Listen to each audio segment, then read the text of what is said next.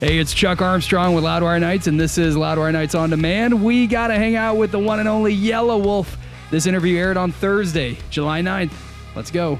Man, I've been looking forward to tonight's conversation. Hanging with us on the show is a guy who is never worried about fitting into a box, always pushing himself, and he's doing that on his new album that will be out this year. Yelawolf, man, thank you so much for hanging. Man, thanks for having me. So, yeah, absolutely. Before we start, I got to say, I was at the Upheaval Festival last year in Grand Rapids, and you were putting on a killer set. It got cut short due to lightning. But I remember, man, after that, you were partying with fans outside of the festival grounds, and when it reopened, you walked right in back through the GA gates with all the fans. You got frisked, all of it. I got to imagine something like that could kind of be frustrating, but it seemed like you made the absolute most out of it. Yeah, sometimes it's like it was just a good day. You know what I mean? I don't know. There was something about the atmosphere of, like we were rolling down the hill and shit, that big hill that was behind the that hill that slants up the fans were sitting on, and we were just having fun with it, man. I mean, you go all that way, you travel all that distance. The fans are bummed. They're sitting outside waiting for the gates to reopen. I just felt like, why not, man? Let's just go. Let's try to have fun. Like I was actually down to put on a show in the parking lot, like with no microphone. I was like, but when they opened the gates back up, got to finish the gig, I guess. But I mean, those are some of the best shows, though, to be honest. The unexpected. It's the ones that like. It's not the first time. What sucks is when there's lightning around and it's a full cancel and it's a wrap. Everybody leaves. No one you know what I'm saying? You don't see the fans. You don't see. It's just over. And that happened to me, unfortunately. One of the biggest opening slots that I've ever had in my career is main stage direct support for Judas Priest. And we were about to play and lightning came in and it was over. We didn't get to play. Judas Priest didn't get to play. The festival was done. It was over. Man. So this time I had a little fun with it, so. Yeah. No, yeah. I love that, man. Well, and I mean, you talk about a festival, as direct support for Priest. You played Upheaval last year. You're playing Rocklahoma this year. What's it like for you being part of big festivals like that are, that are generally focused on hard rock, heavy music, that kind of thing, but you're bringing your show to the stage? I mean, what's that like for you? Well, I think that, I've made it clear over the years who my influencers were, growing up. And I have fans that show up and like to my shows with like Primus shirts or Megadeth or NWA, or just because they know I like it, and just because they know we're into the same thing. And that's how I came up, man. When I was going to shows, my first show I think was at a amphitheater here in Nashville, Tennessee. One of my first shows. Let me go back. I've been at shows since I was a little boy because my mother was married, was her first long-term boyfriend was light and sound for Aerosmith and REO Speedwagon and 10,000 Maniacs and blah, blah, blah.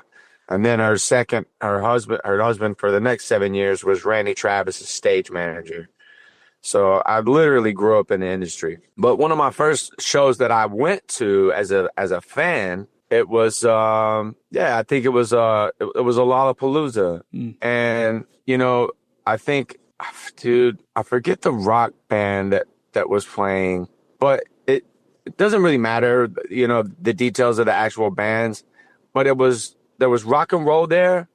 But then I remember the Beastie Boys were there as well. Yeah. And then on the side stage, I remember, Redman and Method Man on one of the side stages. And there was a mosh pit during their set. And so I carry that energy, you know what I mean? So I don't really feel out of place. I feel like there's a bit of hip hop relief when I'm on there. Cause obviously rock and roll fans typically like, hardcore hip hop. and vice versa. You know what I mean? Like Right. it's kind of like, we kind of share the same space. It's a certain type of hip hop that rock and roll fans like, and it's a certain type of rock and roll that core hip hop fans like, and so I've kind of found that balance. And naturally, I'm from Alabama, so the South is always going to be there. Yeah.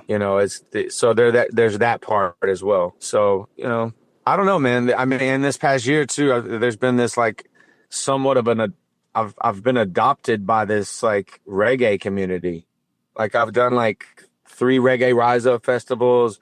I just opened for Sublime in Portland recently. I'm doing a whole cruise with Sublime. Yeah. I was on tour with the Dirty Heads. So I don't know, man. It's just, I don't, I just I have a space that's my own. You kind of can't really explain it.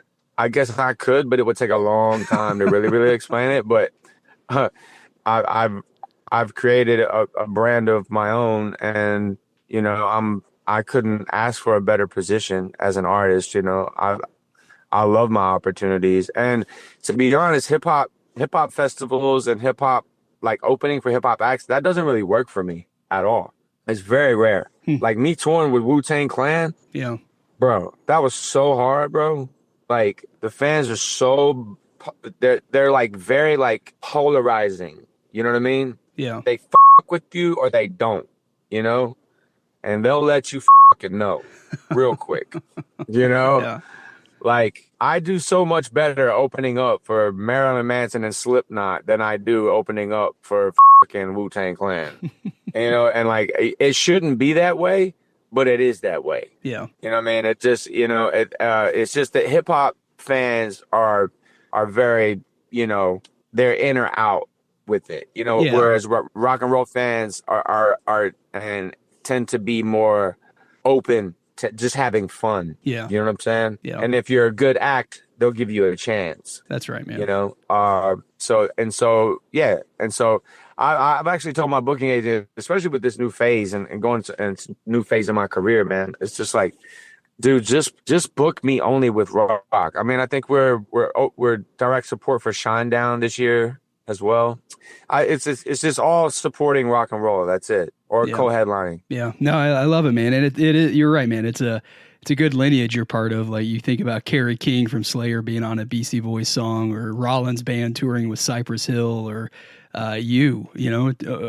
opening for Judas Priest and playing these festivals. I mean, I love it. And you talk about this phase of your career. I mean, you've got a lot to be excited about this year, man. Yeah, the live shows, but also the release of this latest album, 45, which follows last year's album, War Story. How does it feel to have this wrapped up, man, ready for the world to hear? Dude, I'm like chomping at the bits, man, for this shit to just hit the fan, man.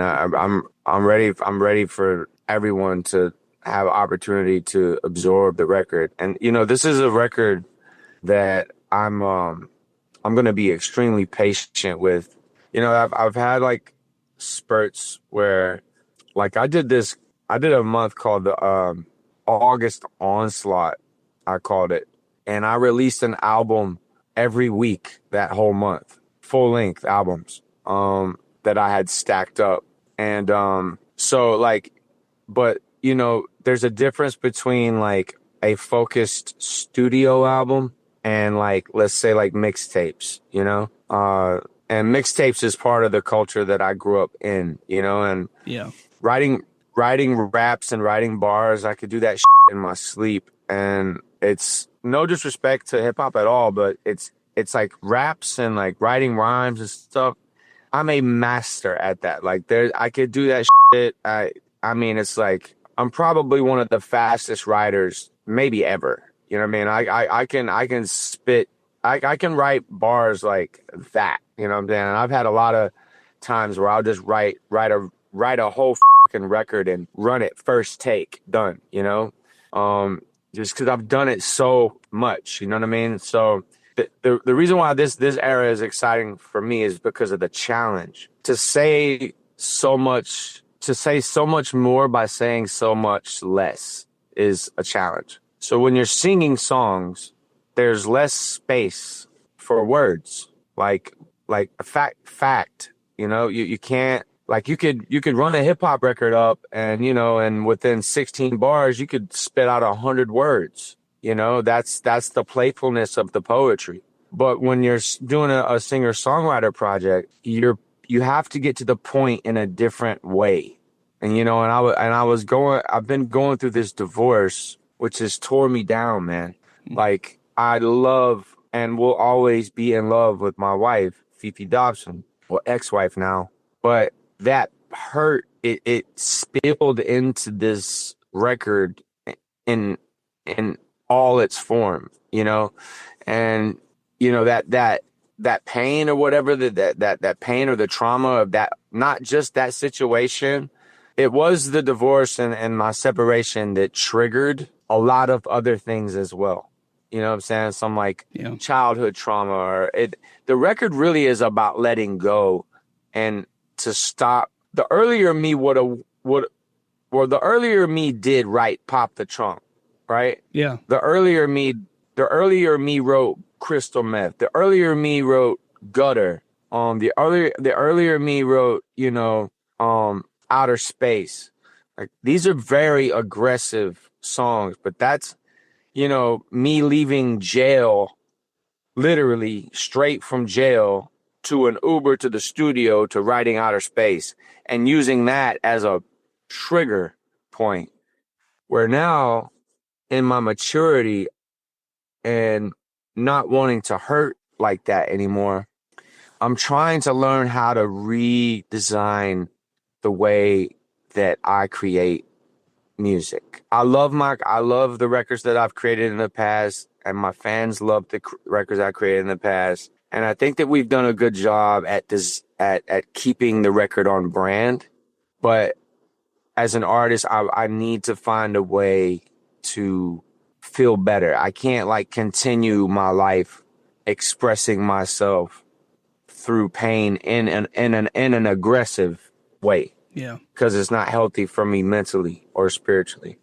You know what I'm saying? So, and 45 is that growth. It's that moment where I've turned the page, and it's also speaking of turning the page, it's also opening up an entirely new chapter of my life. Because once I heard it and knew that I could do it, man, I've got a lot more where that came from. Yeah. Like, really, that's just a whole different compartmentalized area of my art. I just had to tap into it. Yeah.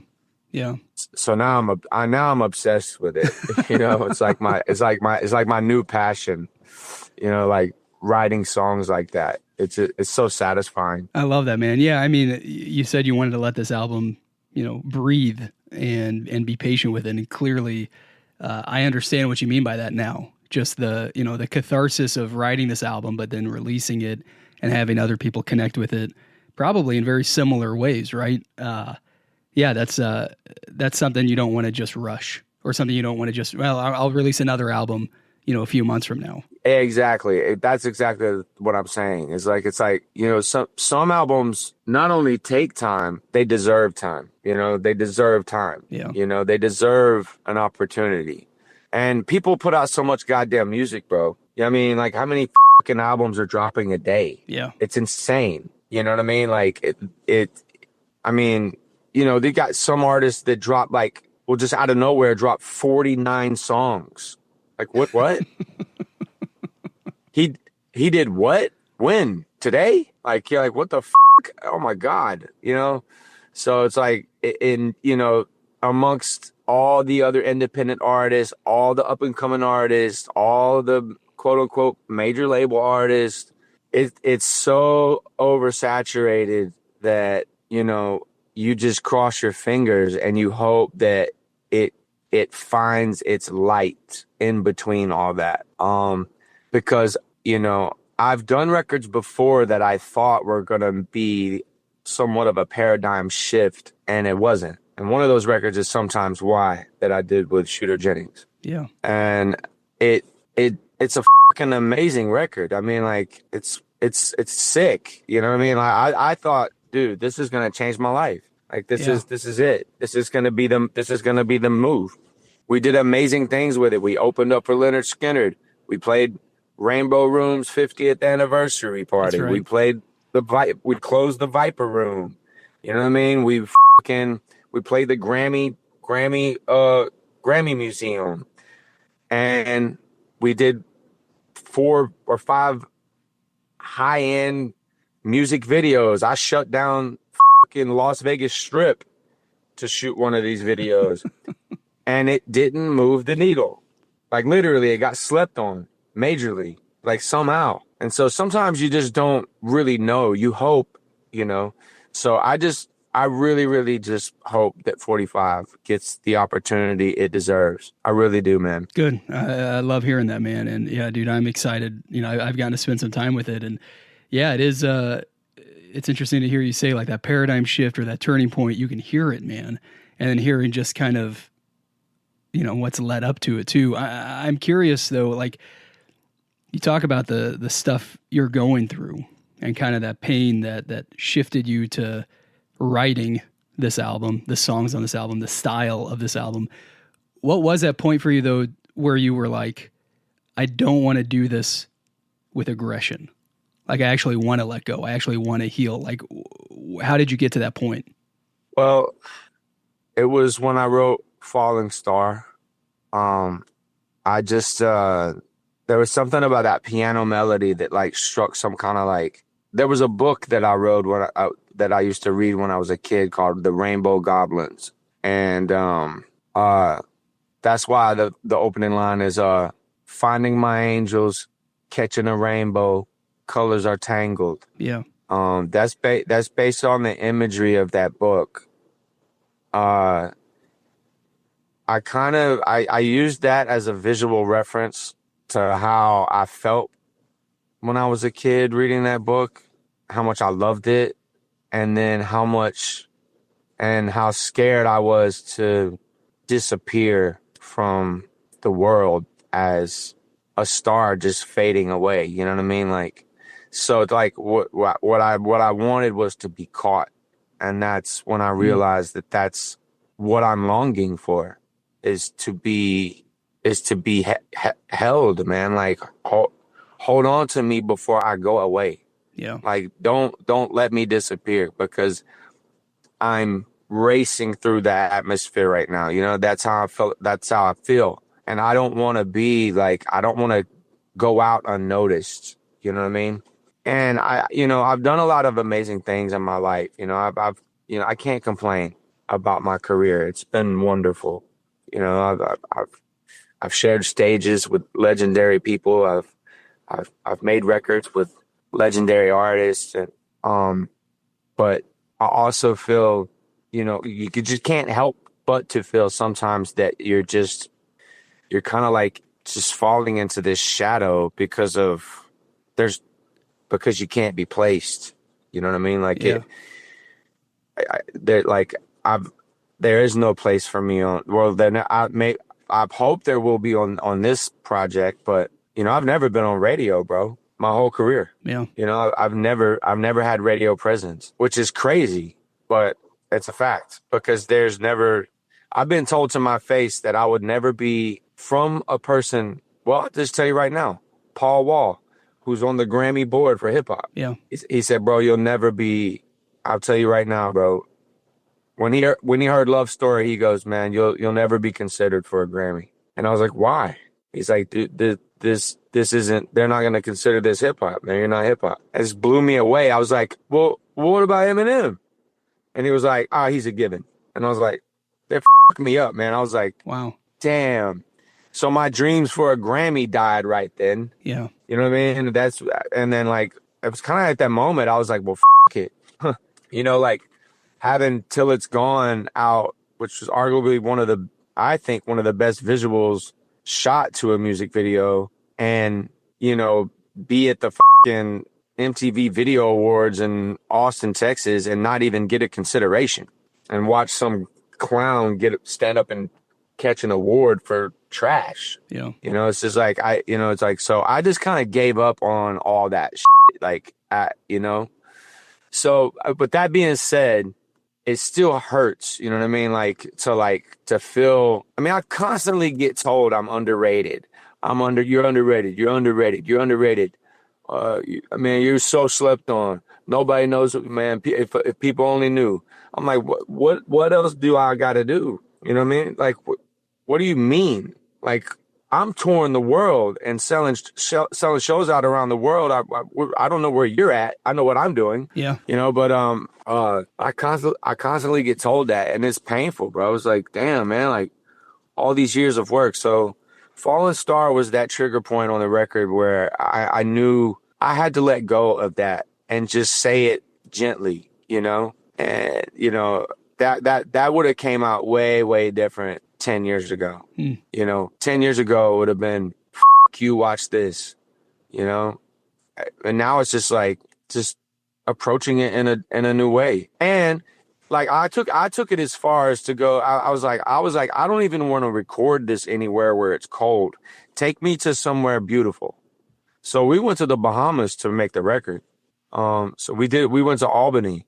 And so that when I left the studio, if I had to go through something that was traumatic, at least I could walk outside and be next to the ocean and the palm trees. That's right. You know what I mean? And I didn't have to walk out into bitter cold Nashville, Yeah. you know, and be surrounded by whiskey bars and, you know, all that shit, you know? Yeah. So I took it that far, man. Like I was like, we need to go somewhere beautiful to make this record. I have to be surrounded by something pretty, you know, like that, because I'm going to become, if not, I'm going to become my environment, if not. That's right. Yeah, man, thanks for sharing all that. And yeah, it's an interesting, relatable juxtaposition of that. I mean, I got to imagine when you hear that from Paul Wall or anything that you laid out, there's that level of freedom where you're like, fine, all right. But then there's that level of pain too that you talked about. And so to get to that point of letting go, I mean, this album is saturated in that. Yeah, it's that is literally the whole theme. Even that song Gadsden Blue, like I've had a really personal problem with my town forever. I mean, since the beginning of my career. I mean, they put the cover of Love Story on the cover of the Gadsden Times newspaper, and the title was Unremarkable Release from Local Artists, which means nothing to be remembered by. And they just bashed it. And that was the biggest record of my career, bro. Yeah. And, you know, like they've hurt my feelings on purpose, like for a long time. So I got tired of hating them for that. And I just had to go back and remember what I loved about where I'm from. And that turned into Gadsden Blue. And I love that song. I love Gadsden Blue. It's one of my favorite records on the project. But again, it was just, let me remember what was beautiful about my childhood, and let me paint a new picture. You know, let me basically create new memories. You know what I mean? Yeah. And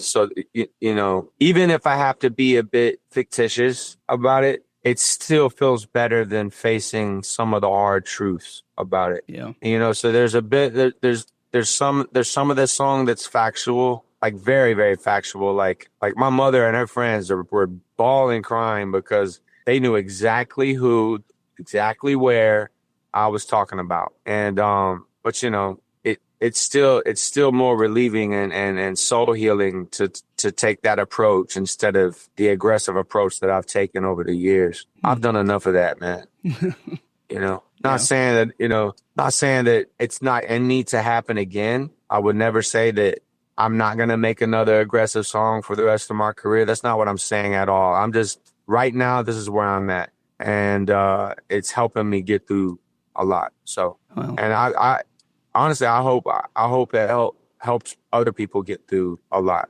That would be the most rewarding thing about this record, is that if it moves people and inspires them to do better or feel better at least. And that's it, man. And I mean, that's the power of music. You know it. I know it. Everybody listening knows it. And, you know, easy for me to say I know, but saving someone's life, helping someone connect in such a deep way like that, man, better than any Grammy Award, better than any music video award or anything like that. Yeah, that's exact.